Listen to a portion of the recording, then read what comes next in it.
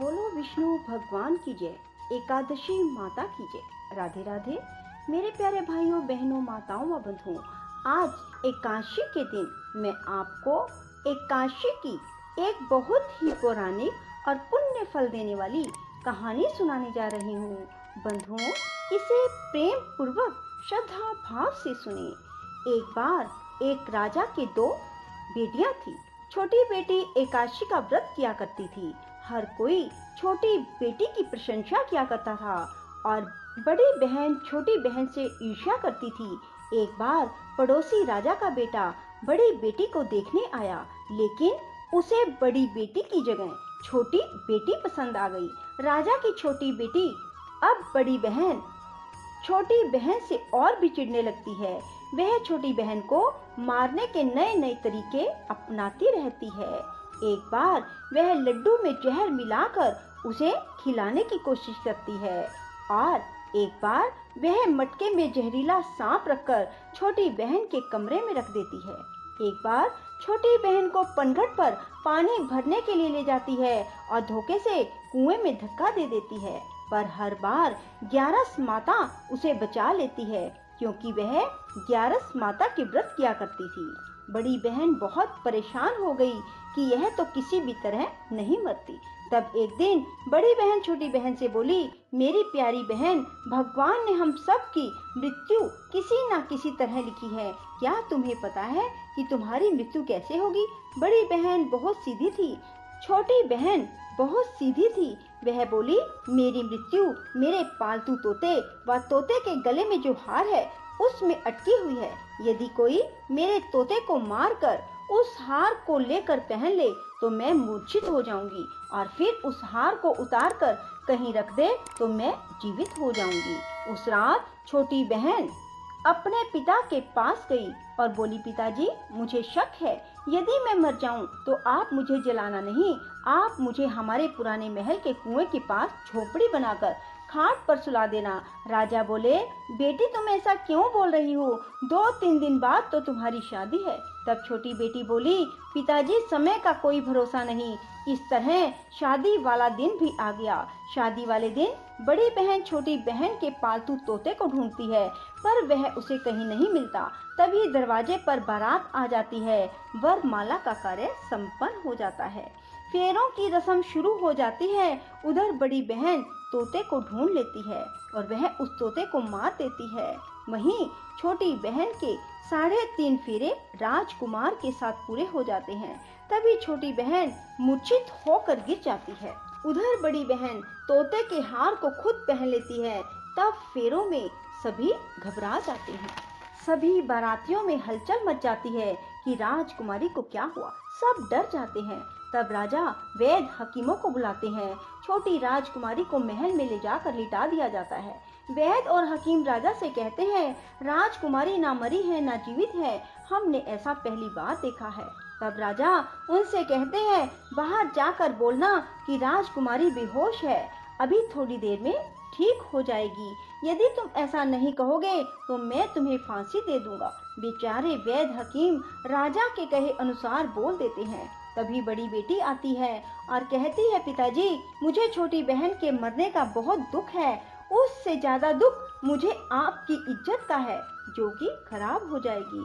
आप ऐसा करो कि मेरी शादी राजकुमार के साथ कर दो, तब सब ठीक हो जाएगा, आपकी इज्जत भी रह जाएगी। तब राजा को यही ठीक लगा और राजा ने छोटी बेटी के कपड़े पहनाकर बड़ी राजकुमारी को फेरों में बिठा दिया।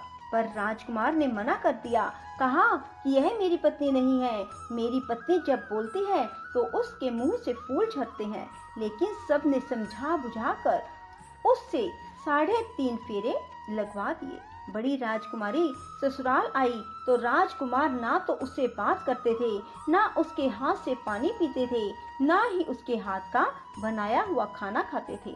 राजकुमार ने मन ही मन सोचा, मैं पता लगा कर रहूंगा कि मेरी पत्नी के साथ क्या हुआ। एक दिन राजकुमार दुखी मन से घोड़े पर बैठकर जा रहे थे कि घोड़ा वहीं जाकर रुका जहां राजकुमारी की अधमरी लाश को रखा गया था।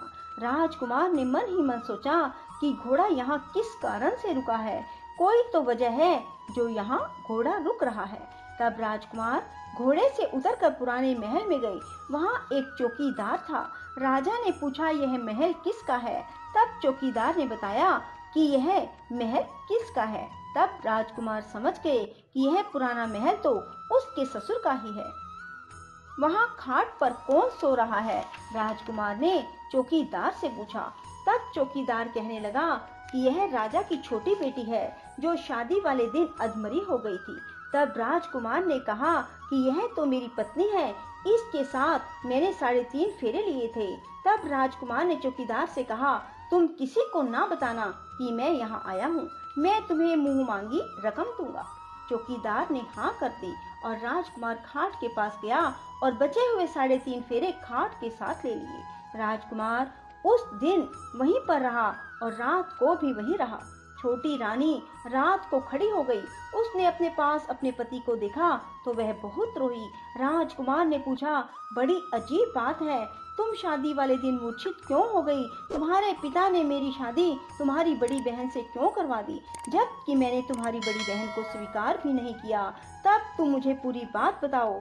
तुम दिन भर तो मूर्छित थी, अब रात को जीवित कैसे हो गई? इसका भी राज बताओ। तब राजकुमारी ने अपने पति को तोते और हार वाली सारी बात बताई। यह भी बताया कि यह बात मैंने अपनी बड़ी बहन को बताई थी। एक बार मेरी बड़ी बहन ने मुझसे मेरी मृत्यु का उपाय पूछा, तब मैंने उसे पूरी बात बताई। मेरी बड़ी बहन मुझसे बहुत ईर्ष्या करती थी। उसने कई बार मुझे मारने की कोशिश की, पर ग्यारस माता ने मुझे हर बार बचा लिया। यह सब मेरी बड़ी बहन ने किया है। तोते के गले में जो हार था वह मेरी बड़ी बहन दिन में पहन लेती है और रात को उतार देती है। इसीलिए मैं दिन में मूर्छित रहती हूँ और रात को जीवित हो जाती हूँ। यदि वो हार मुझे वापस मिल जाए तो मैं हमेशा के लिए जीवित हो जाऊंगी। कोई बहन भी ऐसा कर सकती है? अब राजकुमार छोटी राजकुमारी के साथ वहीं दिन बिताने लगे। बड़ी रानी ने दासियों को भेजकर पता लगाना चाहा कि आजकल राजकुमार दिन रात कहाँ रहते हैं, पर उसे कोई खबर ना लगी। उधर छोटी रानी गर्भ से हो गई। एक दिन छोटी रानी ने राजकुमार से कहा, मुझे चाहे बेटा हो या बेटी, रात में ही हो, दिन में तो मैं मूर्छित रहती हूँ। पर एक दिन राजकुमार को किसी काम से बाहर जाना पड़ा और तभी राजकुमारी प्रसव से हो गई। तब उसने ग्यारस माता को याद किया। तब ग्यारस माता स्वयं आकर उसका प्रसव करवाती है। उसके सुंदर पुत्र पैदा होता है। तभी वहाँ राजकुमार आ जाते हैं। उसने भी ग्यारस माता के दर्शन किए।